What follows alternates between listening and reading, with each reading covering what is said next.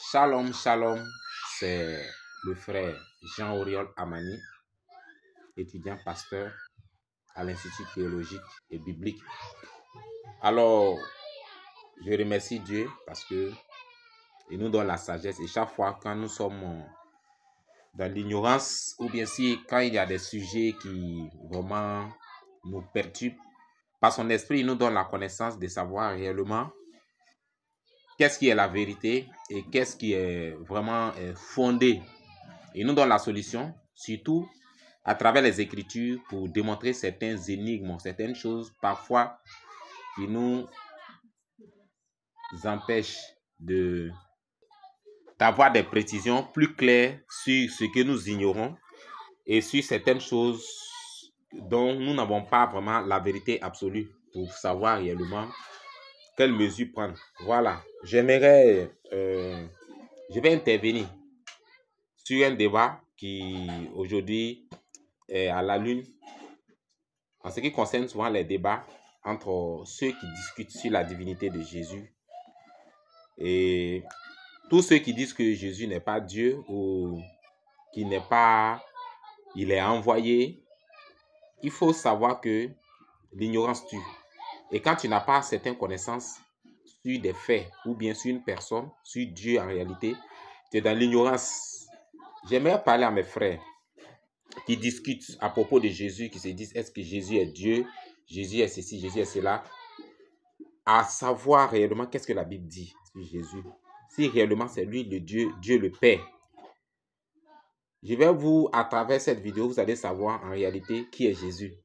Si réellement c'est lui le Dieu créateur, ou réellement si c'est un prophète, comme on le dit, si il est envoyé de Dieu avec tout ce qu'on raconte sur Jésus. Vous allez savoir à travers cette vidéo et vous allez voir avec moi, avec la Bible, si ce que nous disons, si c'est fondé ou bien si ce n'est pas fondé. Alors, j'aimerais que vous sachiez quelque chose. Nous avons plusieurs versions bibliques, surtout en français, avec la traduction Parole de vie, Louis II et Parole des semeurs. Il y a diverses traductions au niveau des thèmes et parfois, ça déforme un peu la compréhension. Sinon, quand nous prenons la version originale de la Bible, l'Ancien Testament qui est écrit en hébreu, on prend le thème Elohim. Elohim signifie Dieu, mais tout le verbe qui suit Elohim est conjugué au pluriel. Donc, quand on regarde un peu, on a un peu Elohim a un sens pluriel. Un sens pluriel, pourquoi? Cela nous parle de la Trinité. Mais je ne vais pas parler aujourd'hui de la Trinité, je vais vous parler de Jésus. Qui il est en réalité. Quand nous prenons Zacharie chapitre 12, le verset 10. Qu'est-ce que Zacharie chapitre 12, verset 10 nous dit? Nous allons voir ensemble dans l'écriture. Zacharie chapitre 12, le verset 10. Le verset 10 nous dit quoi? Si quelqu'un a la Bible, il peut regarder avec moi. Nous allons aller ensemble, nous allons lire. Je vais donner seulement 3 versets bibliques. Zacharie chapitre 12. Prenons le verset 10. Le verset 10 nous dit quoi? Le verset 10 nous dit: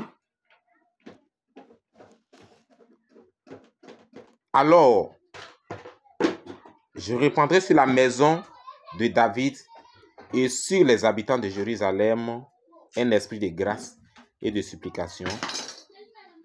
Et ils tourneront leur regard vers moi, celui qu'ils ont percé. Je ne vais pas terminer, mais je vais m'arrêter là. Ils tourneront leur regard vers moi, celui qu'ils vont percer. Zacharie, un homme de Dieu, un appelé de Dieu, mais qui rapporte les paroles de Dieu. Et ici, ce n'est pas Zacharie qui parle, mais c'est Dieu lui-même qui parle. Dieu est en train de dire quoi? Que les gens tourneront des regards vers lui. Il n'a pas dit ils tourneront les regards vers Zacharie, ni vers une autre personne, mais vers lui, Dieu lui-même. Les gens tourneront les regards vers lui et ils verront celui qu'ils ont percé. Donc, on va se poser la question, est-ce qu'on peut percer Dieu? Si on ne peut pas percer Dieu, qui dit ici qu'ils vont tourner le regard vers lui? C'est Dieu lui-même. Il dit, ils tourneront leur regard vers moi et ils verront celui qu'ils ont percé. Donc, quand nous fouillons un peu plus haut, depuis la Genèse, avant d'arriver à Zacharie, est-ce que il y a eu l'image, une histoire où on a percé Dieu. C'est pour cela que je vais vous inviter à venir dans Jean. Jean, nous allons venir dans Jean. On va prendre Jean. Et j'espère que on se comprend un peu à travers cette formation que je suis en train de donner. Jean chapitre 19, verset 34. Quand nous lisons Jean chapitre 19, le verset 34 nous dit quoi? Le verset 34 nous dit, ça nous parle d'un soldat, le soldat qui a percé Jésus. 19, le verset 34. Mais un des soldats lui perça le côté avec une lance et aussitôt il sortit du sang et de l'eau. Mais un soldat. Donc vous voyez une complémentarité. Ça a été annoncé dans Zacharie, chapitre 12, verset 10. Et quand on vient maintenant, dans Zacharie, chapitre 12, verset 10, ici, Dieu nous parle de quelque chose qui va arriver. Ce n'est pas encore arrivé. C'est-à-dire, c'est l'image de quelque chose qui va se produire. Comment la chose va se passer. Mais Dieu lui-même est au centre de ce qui va arriver. Il dit, ils tourneront les regards vers moi, Dieu. Et ils verront celui qu'ils ont percé. Ils verront celui qu'ils ont percé. Comment est-ce que Dieu a été percé? Question. Et l'accomplissement dans l'Ancien Testament des prophéties, le Nouveau Testament est l'accomplissement du Nouveau Testament. Toutes les promesses qui ont été faites dans l'Ancien Testament se sont accomplies.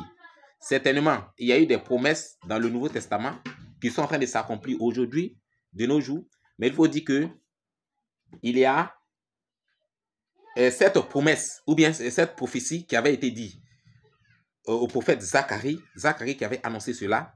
Et quand nous voyons dans Jean chapitre 19, verset 34, cette prophétie s'est réalisée. Dieu a dit que tout le monde tournera le regard vers lui. Et on verra celui qu'ils ont percé. Qui ils ont percé? C'est lui Dieu qu'ils ont percé. Mais ils l'ont percé comment? Jean nous détaille ici qu'un soldat romain a pris la lance et il a percé Jésus. Le sang a coulé jusqu'à ce que maintenant coule de l'eau. Si on ne comprend pas bien, je vais inviter, on va aller dans Apocalypse. Apocalypse chapitre 1, le verset 7.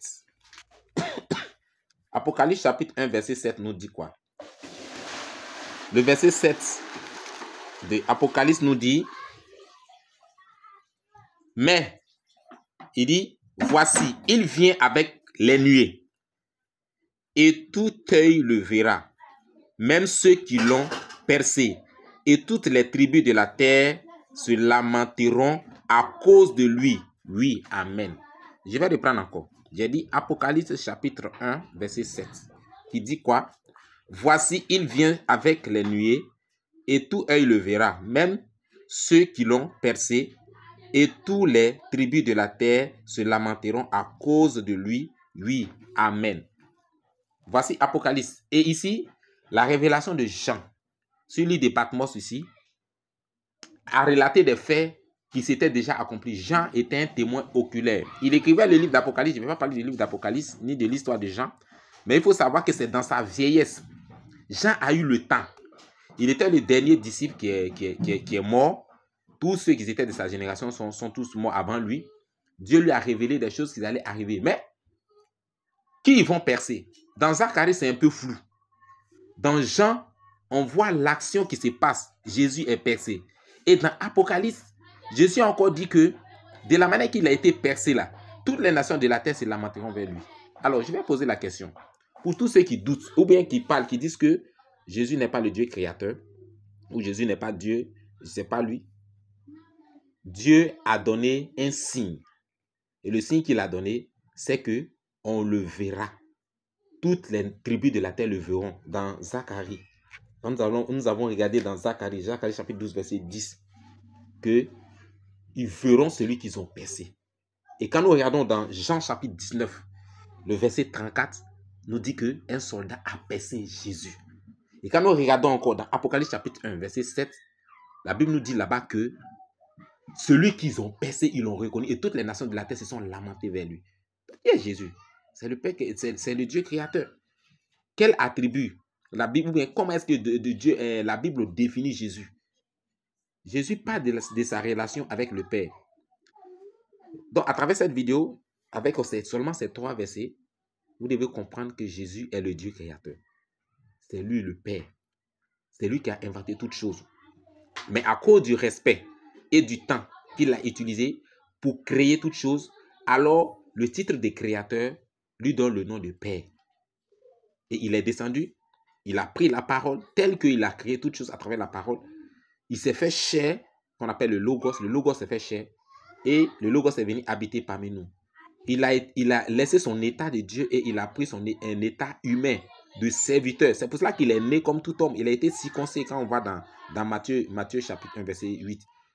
Il a été circoncis comme un enfant. Il a eu faim, il a eu soif parce qu'il avait la nature de chair.